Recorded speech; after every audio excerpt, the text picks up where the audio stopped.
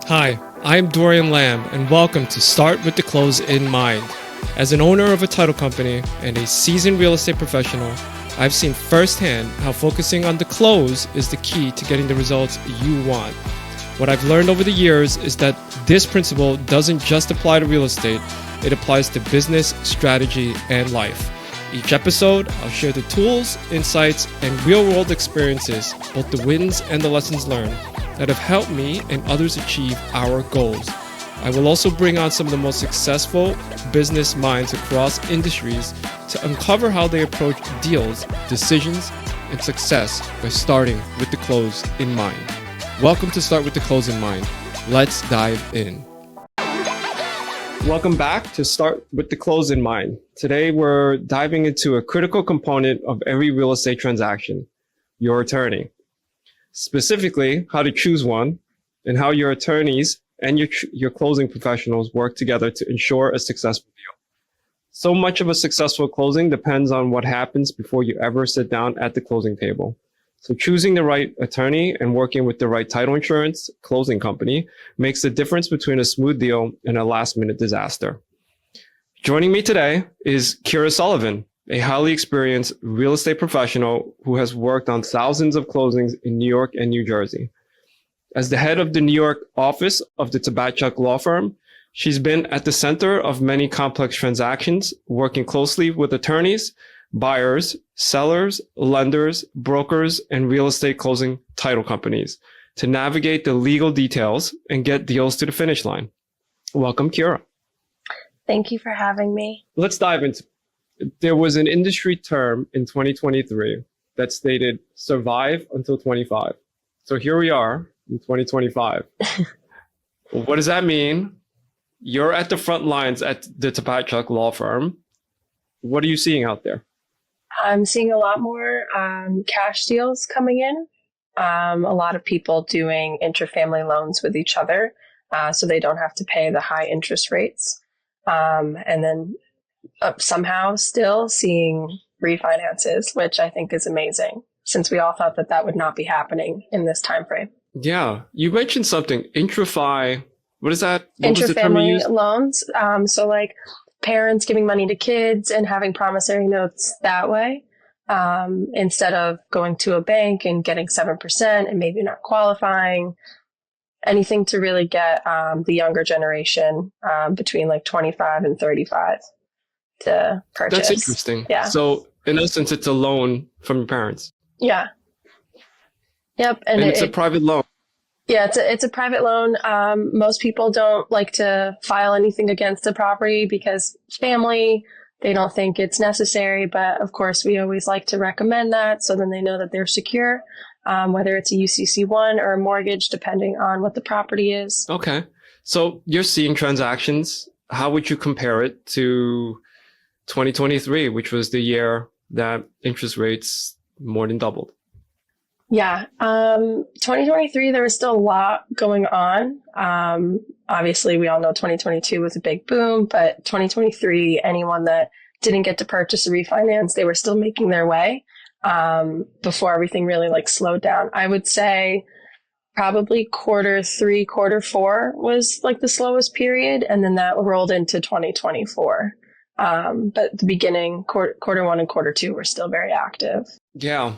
It's, we had discussed earlier about what the new norm is. And, going back to how I opened this with survive till 25, I'm still waiting to see how that shakes out. But currently what that means to me is this could be the new norm, right? What we saw in 2024 from a transaction standpoint in 2025. Now, there's a lot of nuance with regards to the industry itself, but it'd be very interesting to continue to follow this and see how it shakes out. But today's podcast is really about you at a law firm and how those who are purchasing real estate, and in some cases we'll touch upon the seller, but mainly those who are purchasing real estate, how they should go about finding and looking for their attorney.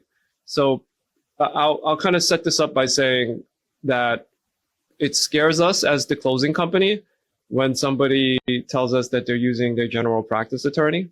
So why don't we go with the low-hanging fruit and say, how would you compare a regular attorney versus a real estate attorney.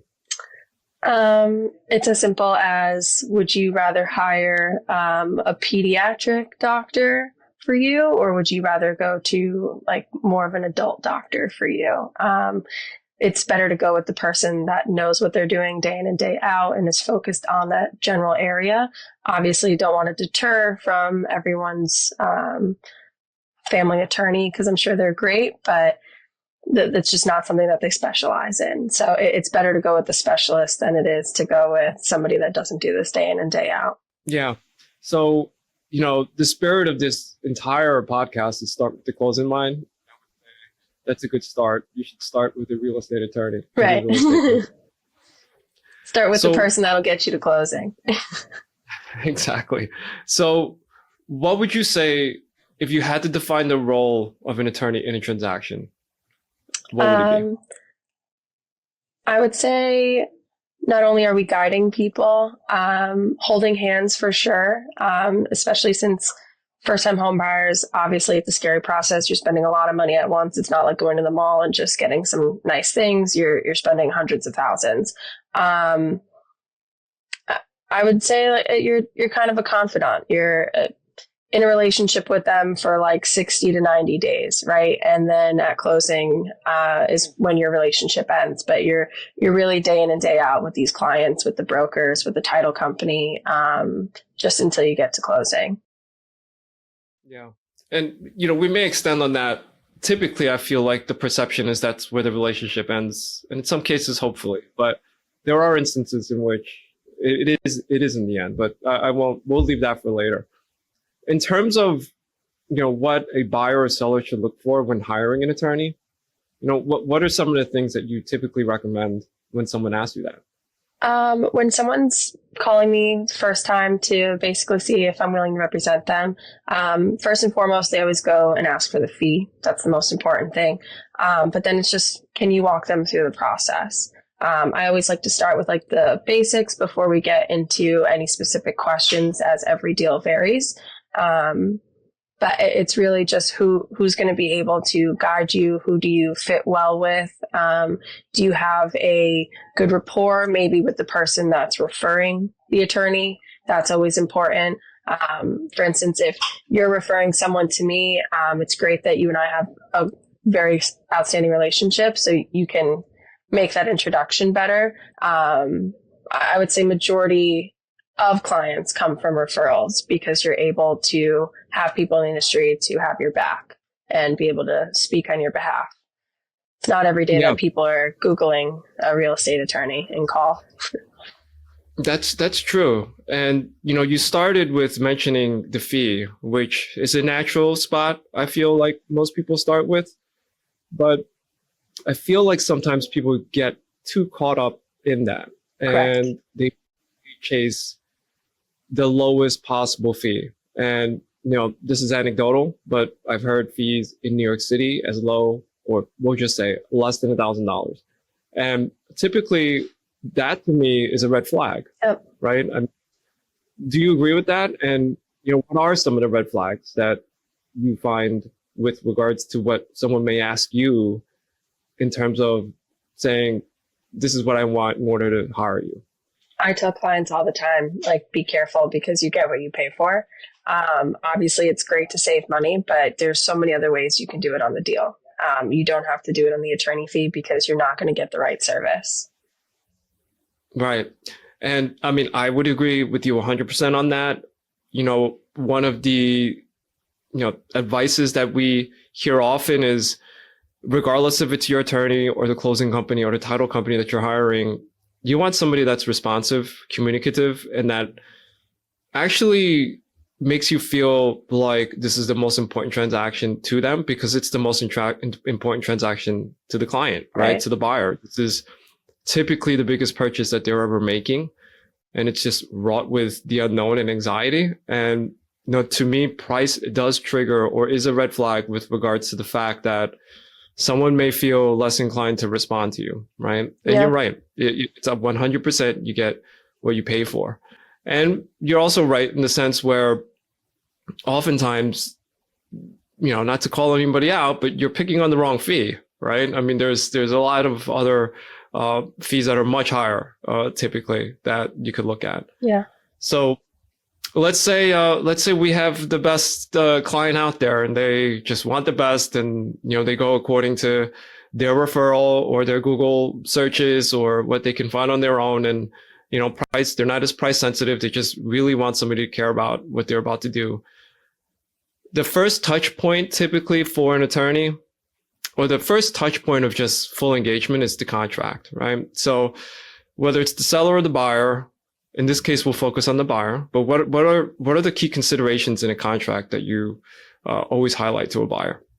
First and foremost is always the timeline. Everybody has a different expectation, whether it's the brokers always saying like, we're going to close ASAP, would love to close ASAP, but that's obviously not always realistic. Closing timelines are the most important. When is your commitment letter due? When is the board package due? When are you able to close? Is there a tenant in place? When is that lease up? When are you able to move in? All of that stuff is very important, especially in New York City. A lot of people are leasing.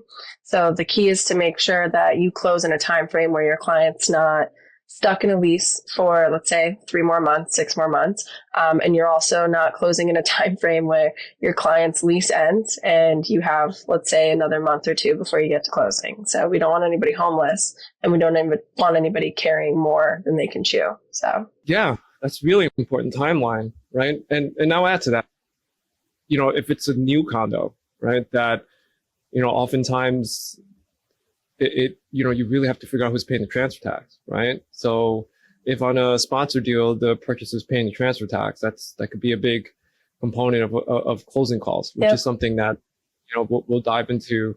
You know what? Why don't we just dive into it now? I'm guessing that outside of the contract discussion, are there questions with regards to what closing costs could be? And I'll also add as context that we have found that closing costs is this kind of unknown thing that, depending on who you ask, you get a different answer. And then more specifically, sometimes people just throw their arms in the air and just throw these rules of thumbs up there, and they're like, it's anywhere between 3 and 15% of the purchase price. Right. There's a wide gap. It's the equivalent of saying, for the famous story of the cable company that says they'll be at your house between 9 and 5, right? Yep. I mean, do you get the question about closing costs? And if so, what's generally your advice there in terms of how to factor it in? So I always like to get title estimates. That's my favorite thing to reach out for. I like to put together an estimated closing statement. Obviously, certain things may change along the lines in terms of, are you getting a credit for something that's not working, or whatever the situation is. Adjustments, especially being one of them, like you can't necessarily prepare for that, but you can give them a rough estimate. So I like to do that so they kind of have a better idea of what they'll be bringing to the table, or what they'll be getting at the table in general. That's good. That's good advice. And that's good that you put together an estimated closing statement, because, some may not take the time to do that. And again, it's somewhat not foreign. It's somewhat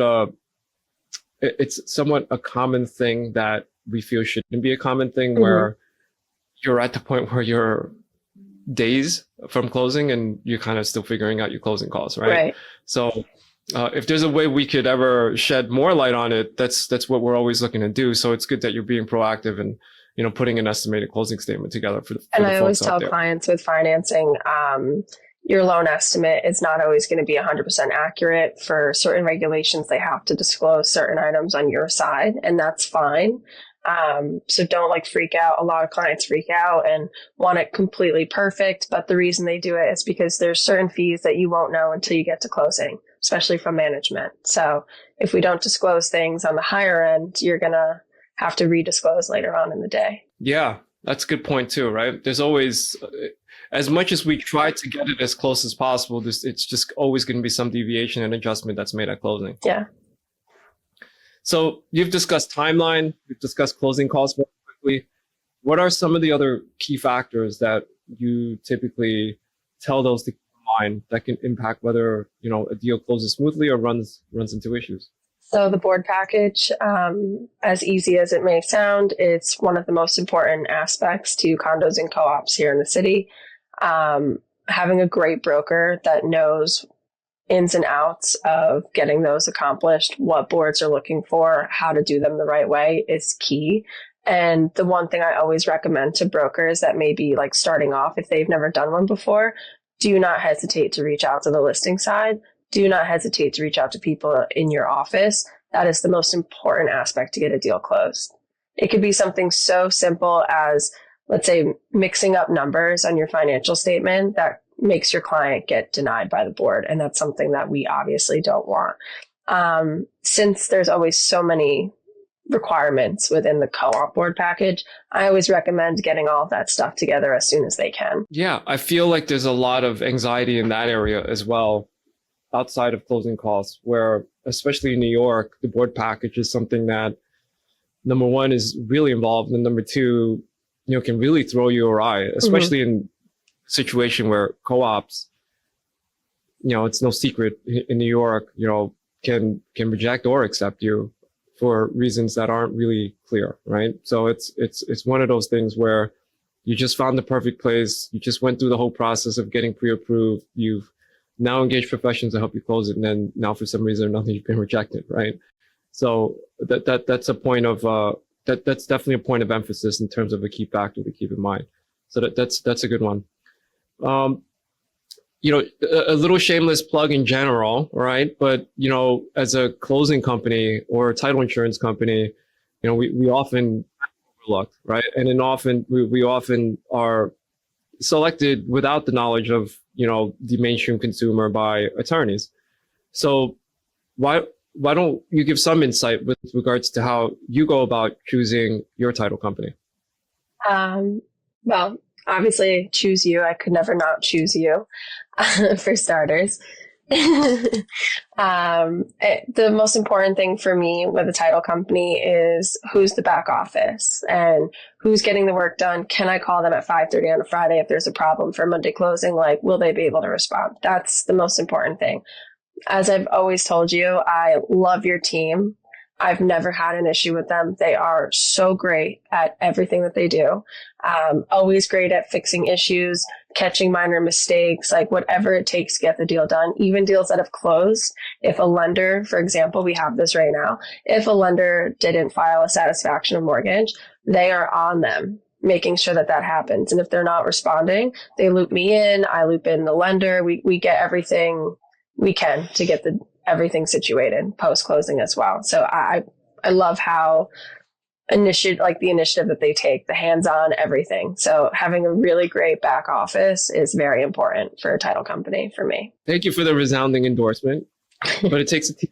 So, the same, what you said about back office with a closing company or title insurance company and reliability in essence and availability, right, is something that is needed across the whole spectrum of everyone involved, right? So you have the purchaser attorney, you have the title company, you have the seller attorney, you have the lender.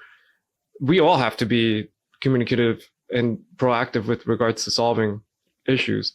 And you brought about a real life scenario in which, in the case of the interaction with the title company and yourself, that the satisfaction of mortgage needs to be properly, recorded, because just to, fill those folks listening, that's super important, because the last thing you want is to take ownership of a house and then, still get mortgage bills for the prior mortgage of the prior owner. Or not be able to close because you have an outstanding mortgage on title, even though you paid it off years ago. Right. So that's really, important.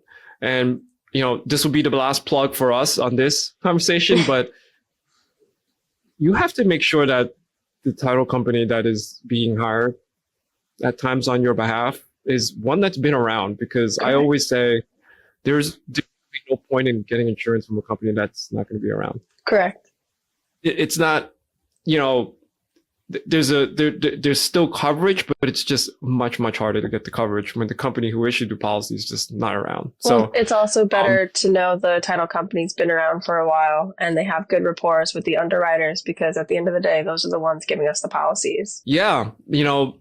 If there was one thing to highlight across to highlight across the spectrum, aside from availability and, being communicative and all proactively working towards moving the file together. What that really means is just we all have to be able to solve problems.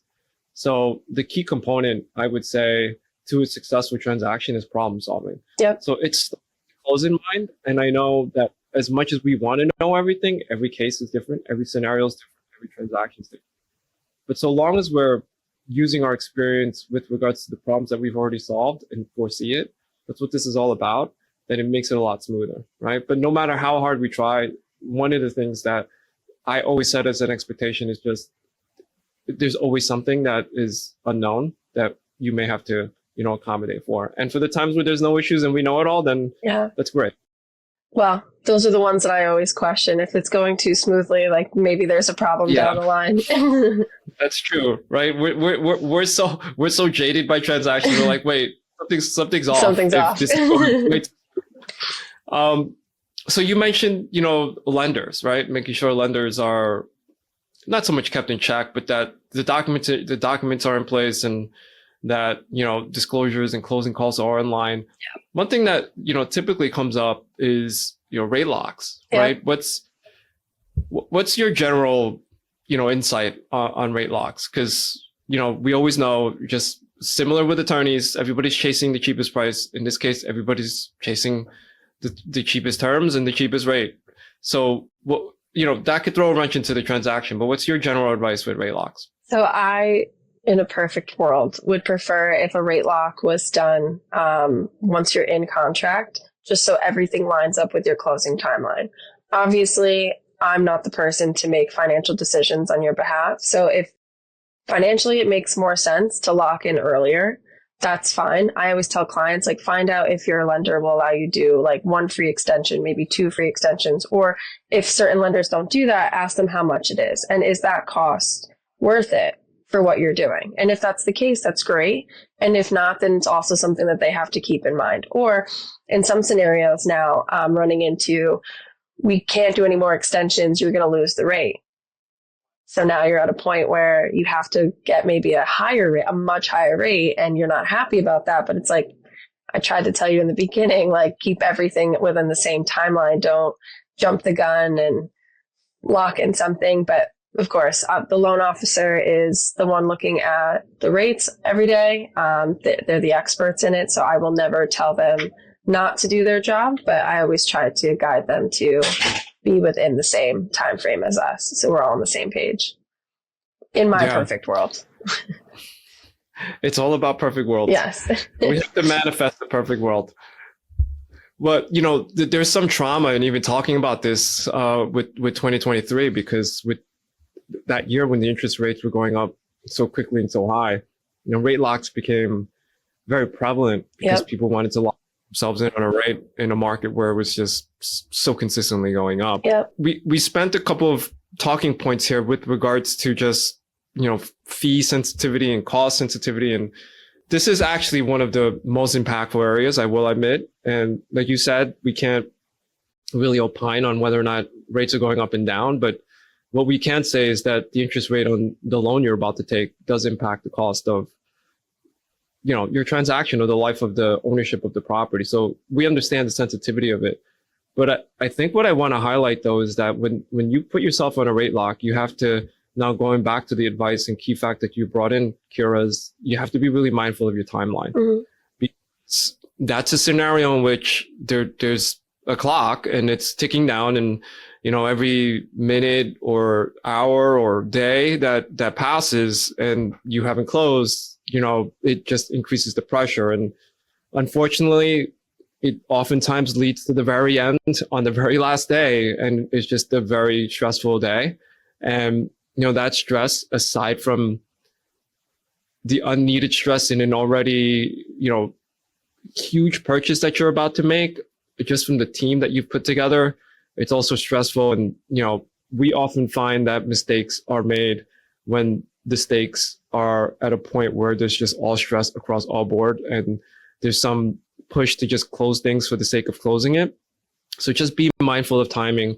If you're going to be in a rate lock, make sure you have your team assembled, make sure everybody's on the same page, make sure everybody is, ready to put their best foot forward with solving problems. And the key also is make sure you tell the seller's attorney. It's always nice That's to have them on board so that they're aware, so that maybe they can get things pre-signed or power of attorneys ready, whatever they need, so they can help you out with your timeline. That's really good advice. Tell the seller attorney you need everybody on the same page. That's great. So, a lot of what's coming out of just this discussion is, because I want to segue into how to keep deals on track. And we've already discussed communication. We've already discussed availability. We've already discussed rate locks and timeline. Is there anything else to add to that? Personally and more internally, I like to calendar almost everything. So whether you put it on your calendar, your firm calendar, personal, whatever it is, or maybe you have an Excel sheet with all the important dates, it's always good to have those highlighted. Yeah. The team concept is something that seems somewhat overly basic, but it's often forgotten, right? And there's some excitement too to being able to put together a team, right? Oh, and it's the best feeling in the world to be able to work with all of your friends on a transaction. That's and right. to know that the deal will get done. You can't explain the feeling. It's synergy, right? Yeah. It's just everything's in unison, and there's some level of kind of geeky harmony that we experience on transactions where everyone's got their best foot forward and everybody's familiar with how they work. One of the team members that we haven't spent much time on because we're so focused on just executing and closing the deal are the brokers that are out there. So what are some of the things that you've seen that are particularly helpful that a broker can do for their client, especially on the buyer side, with regards to making a closing as smooth as possible?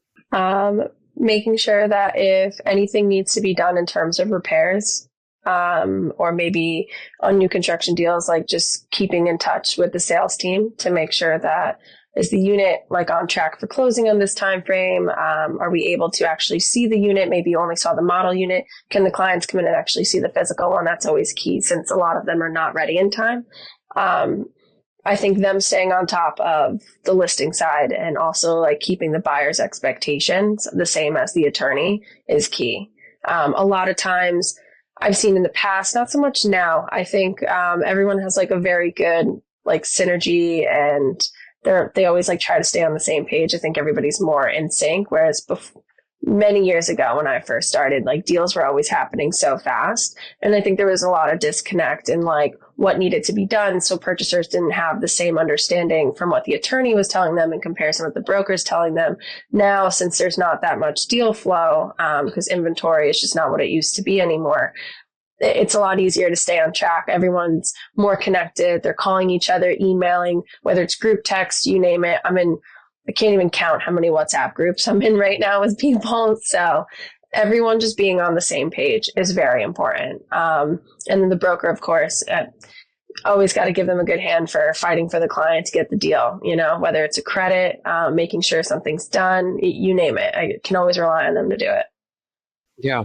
It's a team of advocates, right? Yeah. So, all right, I'm going to start wrapping this up a bit. So we'll go into kind of the top thing, right? That we could recommend to our listeners. What's the number one mistake that buyers make when hiring an attorney? Number one mistake. Can I have two? Yeah. Okay. Of course you have two. You can have two number ones. Yeah, two number ones, because I find this happens all the time. The first one being, I think, especially first-time home buyers are always afraid to ask too many questions or questions in general, whether they feel like I'm billing them hourly, which is just not the case. I don't know what it is. Maybe they just don't want to feel like they're not knowledgeable in the area. I don't know what it is, but they're always afraid or hesitant to ask questions. And I always tell them at the very beginning, I don't care if it's 9:00 at night and it may sound like the silliest question, just email me and I'll answer it. Like, I just want you to be at peace with this transaction, because it's already stressful enough with everything going on with all the people that are involved in the deal. I don't need something that might sound silly to you actually be really important to the deal. And then that's like a major disconnect. So I like to keep everyone on the same page. So don't be shy. What? So don't be shy. Yeah, definitely don't be shy. And my other number one is don't start a fire without talking to your attorney first. And don't assume that if you start that fire, your attorney is going to be able to put it out. That's not always the case. So I always like to tell people, if you're going to do something, please just let me know ahead of time. That's a particularly interesting one. Do you have an example? I'm curious. Do I have an example? Yes. So I don't even know where to begin. I've had so many examples. I'll do a refinance because this one was actually really interesting, and this was a one-off. Refinancing, and it was right before closing, right? We had the payoff number situated. Everything was situated. Like, we were waiting for the freeze letter for the home equity line of credit, like 2 days before closing. The clients decided to like withdraw like a massive amount, changed all the numbers. Now we have to bring more money to closing. And I'm like, why wouldn't you just talk to us before you did this? And they're like, oh, well, we needed to repair this. I'm like, that couldn't wait until you received your money. It just didn't make any sense to me. I'm like, why? Now you have to bring more money to closing. I don't know if you have that. That changes your post-closing liquidity. Like, it changed all the numbers. I've even had clients take out car loans or car leases days before closing. And I'm like, you can't just wait until, like, you're changing everything on the bank side, whether they know that or not, or realize that or not. But I mean, the numbers that you give to the bank are so important, and the littlest thing, like a car lease for $300 a month, could change whether or not you qualify for the loan. Yeah, I mean, that truly clarifies it. I do feel like that could be one of your taglines. Don't start a fire without first speaking to your attorney. Yeah. That's a good one. What are some of the things that you feel are often overlooked in real estate transactions? Definitely the mortgage timeline is overlooked, I feel. Everyone's just so excited to get into contract. I think people forget when the commitment letter's due. Maybe it's a couple weeks later, they're like, oh no, I need this. I'm like, where have you been? Yeah. I think that's one that's always overlooked personally. Nothing else that I could really think of, truthfully. That's the only one that I know a lot of people just get very excited when they sign the contract, that they kind of forget about that timeline. The other key thing on the sale side is title company sending a title report via email, seller's attorney confirming receipt, but then never actually looking through it. I actually had an issue recently where seller had the collateral, right? Loan was paid off, everything was good to go, but they never got their UCC3 for the prior discharge. So we get to closing, and the managing agent, of course, says, where's the UCC3? And I looked at the seller's attorney, and he goes, I didn't see it. And I'm like, what do you do? It's like, it's in the title report. Like, it's right there. And he's like, I don't know what to do. Like, I don't have it. So we called the company to get it done. But that definitely gets overlooked a lot as well. Yeah, it's good to have resources, especially when they're able to do that. It's a good sentiment that you tied into, which is, part of the reason why I started with the close in mind, because like you said, everyone gets so caught up in the sexiness of looking for property and, looking at these nice shiny objects, and then, putting together their finances and being excited that they can actually afford to put a bid on it, and then winning the bid. And then now the seller puts the contract together, and you have the contract, you signed the contract, and you think it's over. Like that because all of that front end stuff is done. All that back end stuff where typically, you really need to rely on your experts to help you close the deal is often forgotten. So, you've helped me plug the podcast unknowingly, but that's the reason why I've decided to start with the close in mind, because you really have to think about the closing as well up front. And while you're looking at property, as you realize that you're going to be putting in this bid and that you're going to need a team to actually help you close the deal, that you should be putting the team together up front as well. So that's one of the key takeaways that I would say I always recommend. I think people also should remember our end goal is only to get to closing. I know a lot of personalities clash, whether buyers like sellers or vice versa. And I think people always like to feel a win, or sometimes they feel like someone's trying to like get one over them. that just keep in mind, we're always trying to just get to closing, right? We all have the same goal. No one's trying to win one over on you. Like we all just want to get to the same goal, and that's just to the table. Yep. All right. So let's recap this really quick, right? So number one, use a real estate attorney for real estate transactions, right? Don't overly focus on your attorney. You get what you pay for, right? And when you do get into a deal, or when you realize that you're going to head down this path, that you're realistically going to close on something, your dream property, the American dream, that you're top of mind with timeline, right? What your closing cost estimate is. Make sure you're working with professionals that are giving you estimates that make sense. In the case of condos and co-ops, make sure that you hire somebody that is familiar with board packages and can help you with that, because that could be somewhat arduous and nerve-wracking, right? When you assemble the team, make sure that they're available, communicative, and proactive with solving problems. And all of us have to be on the same page, right? Yep. If you're doing a rate lock on your mortgage, make sure everyone knows, especially the seller attorney, and realize that you now have a clock that you need to close by. Yes.